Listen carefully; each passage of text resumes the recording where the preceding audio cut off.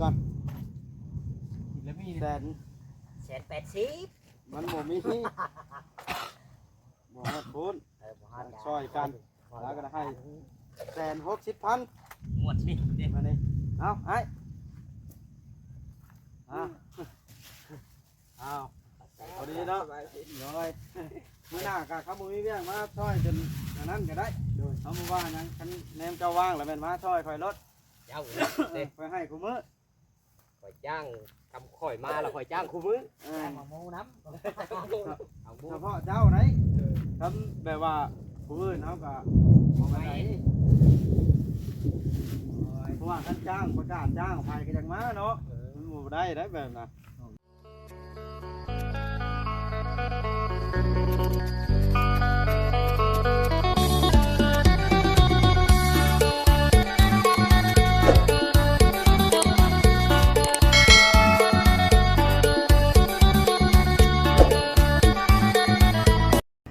พี่น้องไงเปิดภาพขึ้นกะเวลา4 โมงละคนก็ผ้าแตกดังตึ้มพี่น้องเลย โมเฮ็ดวันนี้เด้อนี่นอนไว้วันนี้ ทางช่าง พ่นบ่ข่อยบ่ได้พ่นเลยเจ้าเมีย พ่นน้อยนึงอย่าติงสุกไปอีกแล้วลุงเวียงมันพ่นข้างละหน่อยนะแต่ละโตนะ มีงาน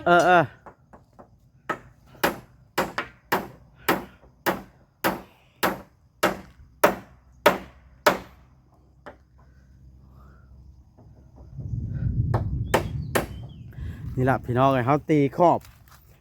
ใส่ส้นข้าวเพื่อหยังก็เพื่อไว้ตีป้านลมเวลาเขาเอาไม้เซล่ามาใส่มันสีได้แน่นหนากว่ากันพี่น้องเอ้ย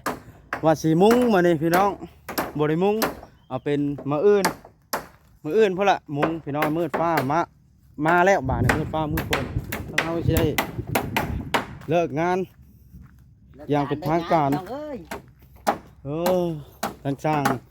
เวียงเพิ่นอยู่หลังคาประจำพี่น้องเอ้ย ด้วยตานี่บ่อะไรบ่โอเค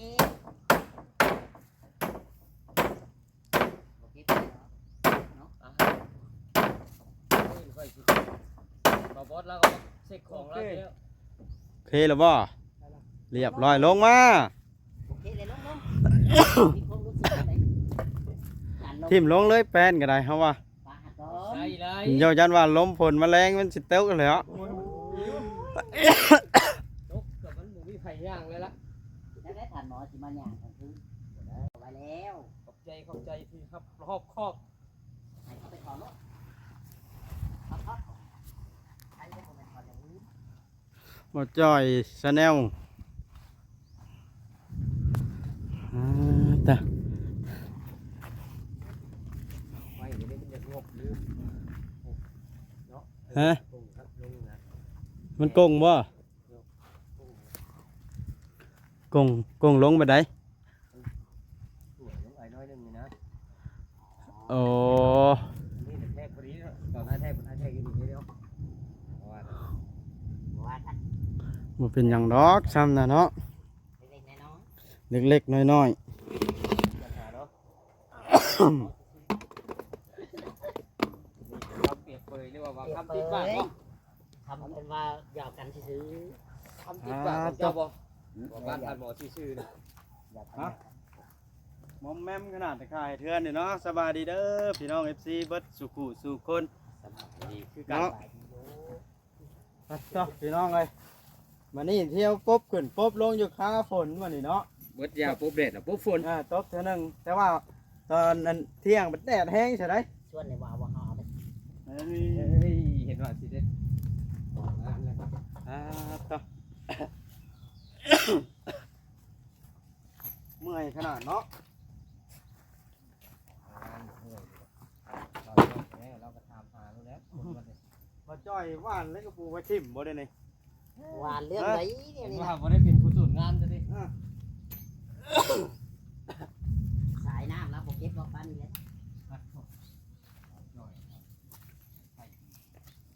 ซาแนวเฮ้ย จอยถุงน้ำเป๊ปซี่กินได้ไหมพ่อจอยกินได้ น้ำแข็งหมดเลย เมื่อไร ดินี่ ปัดแต่ผ้าแตกดังตึ้ม น่าจะ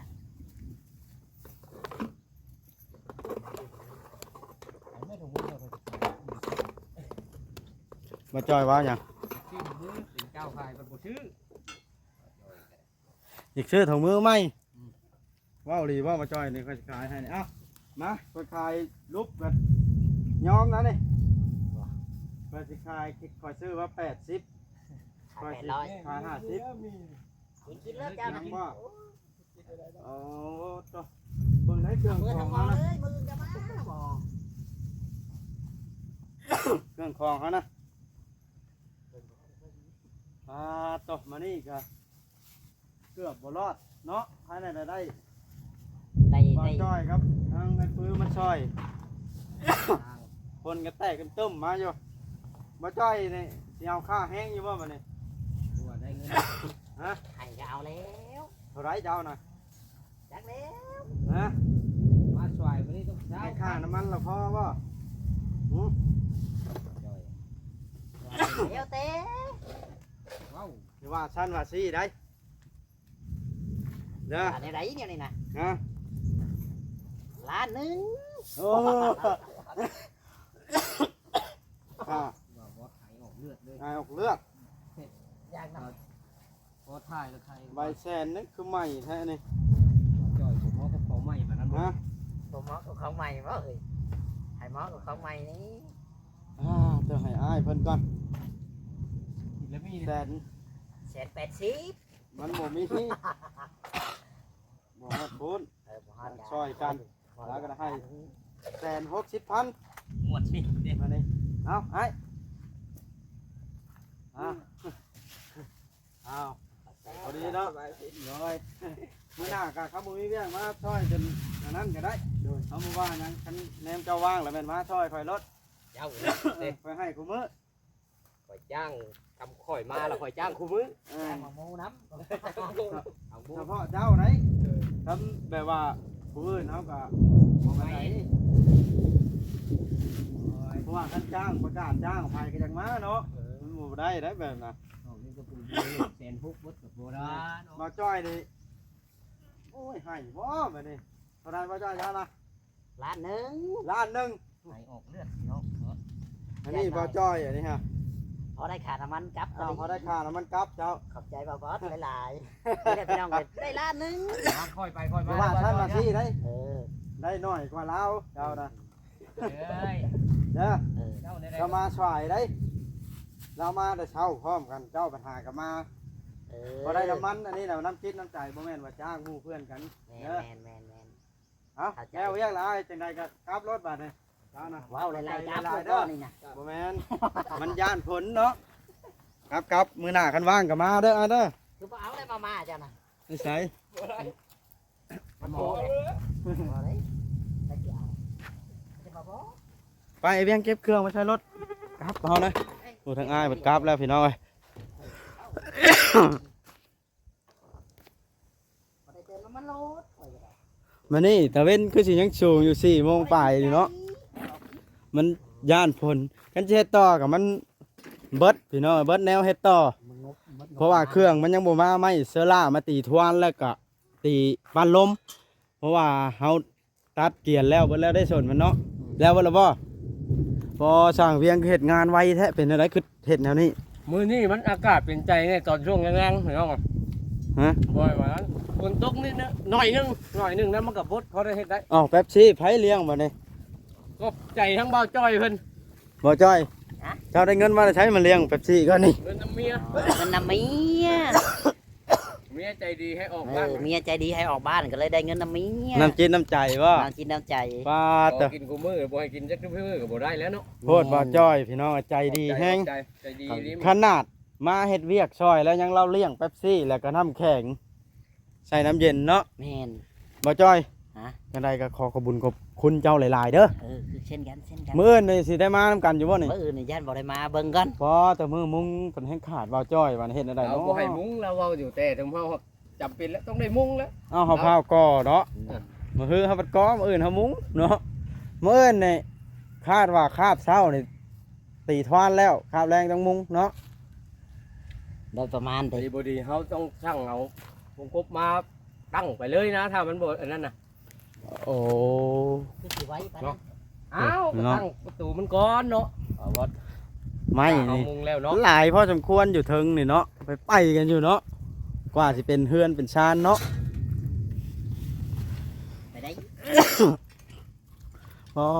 ต่อพี่น้องกว่าสิเป็นเฮือน ไปน้ำก็ได้ เบิดแล้วบ่น้ำแข็งบ่จ้อยบ่จ้อยเลี้ยงน้ำแข็งบ่เบิดมือบ่เด้อนี่ อ่าดูดิ รถขนาดเดียว มา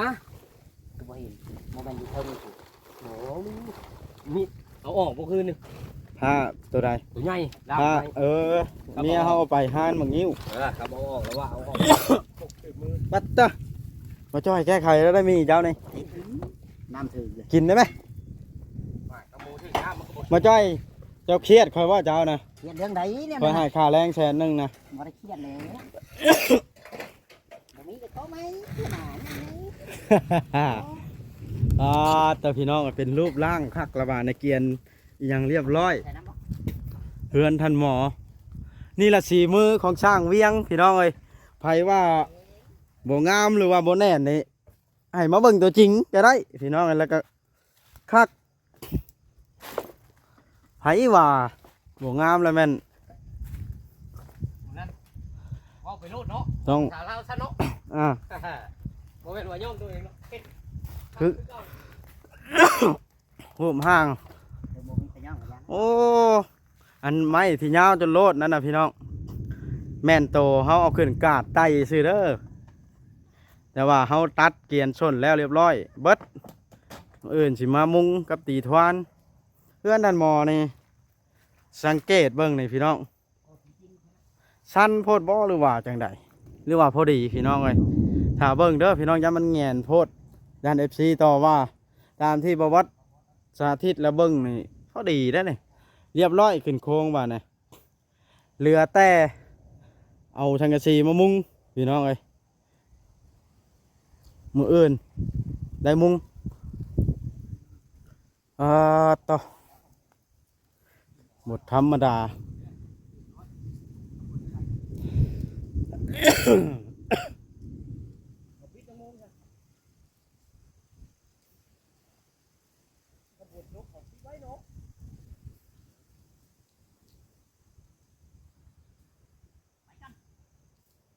ขอบใจ มาจ้อยสิไปใช้ก่อนนะฮะสิไปป้ากันบ่ ไล่หลังกันเมื่อนี้ โอ้อย่าเพิ่งเอาป้ากันเพื่อนเจ้าไก่บ่หากะ4:30นึง ไก่แล้ว ไปสิเมื่อก่อนข่อยบ่ นี่ก่อนนะ บ่ว่ากันเด้อซะผมบ่เข้าใจหลายๆเด้อป้าจ้อยเด้อ ถึงไว้มือมันสิมุ่นนะ เจ้าบ่มือบ่ มึงเอ้ยคือกันนั่นแหละไผก็ได้ แม่นบ่มีบ่จ้อยวันนี้บ่ได้กินน้ำแข็งสร้างเพิ่น ใจขอบใจเอาจอย มื้ออื่นเพิ่นบ่มาเพิ่นแล้วสิบ่ได้กินน้ำแข็งบ่ได้กินเป๊ปซี่น้ำบ่จ้อยเนาะ อื่นสิคอมันเนี่ยมันเชื่อมแข็งอ่ะถูกขาดช่างก็ได้ ต่อ เจ้ายังว่าพอเงินเมียมาเลี้ยงมึงอ่ะ ปัด ช่างพอเงินเมียไล่เพื่อนบ่เนาะ ไม่นี่ตั้งมันไปอะลีเนาะ จังเฮ็ดถือเป็นเฮือนได้เด้ ต้องใช้หลายว่าสิใช้หน่อยบ่น้อยแล้วไม้นี่ว่าเฮ็ดอันเฮือนอันโมเดิร์นก็ได้ บ่ใช่ไหมก็ได้ทำเฮาก็ชื่อแล้วมันโยอันบ่นี่เฮาก็ชื่อแล้วก็ชื่อนะ ต่อมาจ้อยสิมื้ออะลีแล้วบ่เดี๋ยวนี้ ยันบ่ทางเงินเราวะ โอ้ เรามีธุระต่ออยู่เซนูเด้อ อ๋อ ทางปลอดภัยเด้อบ่ต้องค่อยๆเด้อ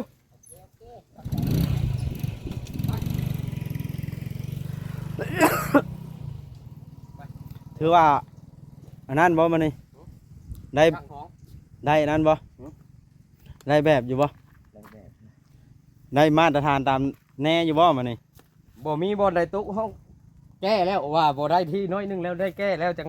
บ่าวอนมากวดเห็นว่ามันบ่ได้แล้วช่างแก้แล้ว อันนั้นแผ่นสังกะสียาวนี่เท่าไหร่นี่เจ้าแทงยังนะ 6 เมตร 6 เมตร เจ้า เอา โอ้ 6 เมตรเลย เอา6 เมตรเลย นะครับ ตัวแท้ครั้งแน่แล้ว ครั้งแรก แล้วตัวสั้นดิ ใช่3 เมตร 3 เมตร15 เซน แม่น ทั้งโง่บ่ ทั้งงบเลยไอ้เบียร์เลยฮะ ม เพราะว่าเขาหานไว้ปั่นลงตัวแล้วว่าไงไว้หานลงแล้ว โดย ทั้ง6 เมตรนั่นก็เขาหานไว้ลงแล้ว ไว้โง่อีกเท่านั้นก็ได้ ทั้งงบ และตัวสั้นกับ7ตัวยาวกับ7บ่บัดนี้ แมนมันเพราะว่าเฮือนมันซ้ำกันเด้ เออแล้วรวมกันมันจักเม็ดบาทนี่สังกะสีนะ นี่ก็ 7 42 42 เมตรถึงเนาะ ตัวนี้42 เมตรสังกะสีนะต่อกันนะ ใช่15แล้วก็3 57เท่าไหร่75 35แล้วมาใส่อีกอัน10อันนั้น 9 เป็น 70 3 เมตรอันนี้อย่างก็กินนี่นะ ฮะ 21เนาะ37 21ใส่อีกเมตร22กว่า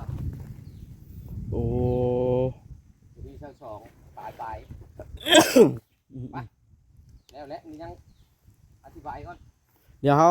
อันนั้น จัดข้าวชุบนี่ ไปแว่ช่างเครื่องเลยได้เดี๋ยวนี้นะ จุดไว้แล้วนั้นมันนะ ฮะ บ่ได้จุดใส่ตารางไปจุดอยู่พุ่นเนาะให้เรา เพราะว่าน็อตนี่ 2 ร้อนมันเพราะว่า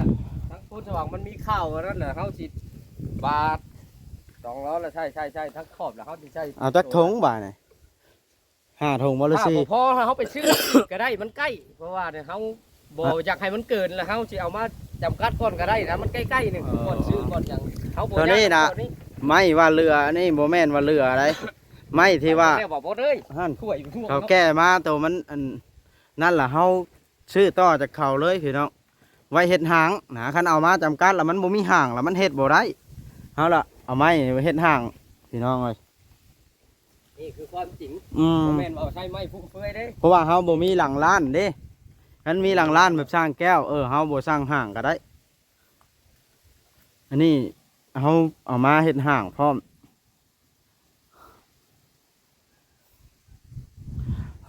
ต่อ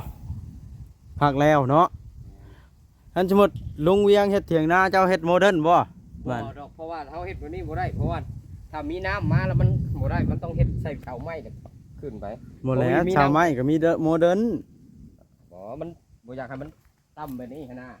เฮาสิเฮ็ดบ่อนนอนเฮาสิอยู่ประมาณนั้นสูงประมาณ อ่ะก็โมเดิร์นคือกัน เพราะว่าลางคืเด้ ก็โมเดิร์นคือกัน ครับต้องมุงแบบธรรมดาเถียงนานี่แหละมันงามหลายมันสิ เอาไม้แบบเพื่อนชาวแตงอ่อนน่ะแล้วเฮ็ดโมเดิร์นได้เฮือนไม้ก็ได้คักได้เฮ็ดง่าย มันง่ายบ่ที่ว่า มันมุงทั่วเดียวเฮาบ่ก่อออกแบบนั้น เอามุงแล้วมันแบบใดก็ได้เนาะ อ่า ถ้าเขาจะเฮ็ดชานต่างหากก็ได้ ตัวเมื่อบ่ละบ่บาดนี้ เบิดแล้วคน เหลือแต่ทิมเฮานี่ เหลือแต่ชุมเฮา อืม บ่ได้ลืมหยังแล้ววะมาโทรศัพท์ บ่น่าสิลืมนะ โทรศัพท์เจ้าบ่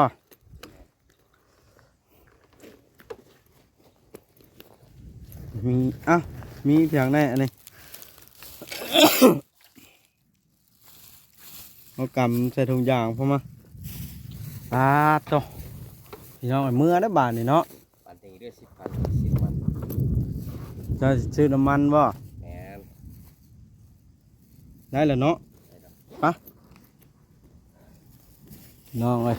กลับได้อบาทนี่พี่น้องเอ้ยโอเคพี่น้องเอ้ยยังบุค่ำมานี่มืดฝนผ้าแตกก็เลยกลับไว้เนาะมันแล้วตามคาดหมายนะพี่น้องเพราะว่าเราบ่ทันสั่งเครื่องเซล่าเครื่องมุงมาอย่างสวยเลย อย่างจับดิ เลี้ยงไปมีกระแมดว่าไปแทกจับอันเสามาใส่เสานี่เด้อ4 เมตรพอดีนะมันยันมันบ่พอยะเถื่อมันเป็น4 เมตรปลายเด้ แหละ ก็นะ เป็นเสียงยังว่าบ่พอเป็นยังบ่พอเราต้องการจับ อ่า เป็นยังบ่พอคิดมาเบิ่ง มาแทกเบิ่งตัวนี้กันเพื่อเฮาไปสั่ง ตั้งอันนั้น อ่ะช่างข้างพานมันนะก็หลังเสากับหลังเสาโอ้ยฝนตกพี่น้องเอ้ยเปื้อนแห้งเหยียบก็ได้ล่มเพราะว่ามันตกเท่านึงแล้วเขาฟ้าแตกปิดโทรศัพท์พวกหนีเพราะว่าเอาหลังเสา 4 เมตร ฮะ พอดีนะนี่นะ 4 เมตรพอดี นี่นี่ โอเคโอเคเอาไปช่างเอา4 เมตรตัวนี้เนาะไปกลับบ้านนี่ ไปแล้วมืออื่นน่ะ โอเคพี่น้องบ้านในอยู่ดีมีแห้ง FC เบิดสุขุสุคนเด้อที่เข้ามาให้กำลังใจทางช่อง YouTube ของบ่าวบัดชาแนลพี่น้องเอ้ยบ่าวบัดในหนวดยาวผมยาวหน้าดำพี่น้องเอ้ย ค่ำนะเนาะ เฮ็ดเวียกนักตากแดดชั่วโมงนี่เฮ็ดได้ละ มืออื่นอาจถ้าบ่มีหยังคัดของน่ะมุงได้อยู่ห่มเนาะ แม่นโอเคพี่น้องบ๊ายบายเด้อสบายดีอยู่ดีมีแห้ง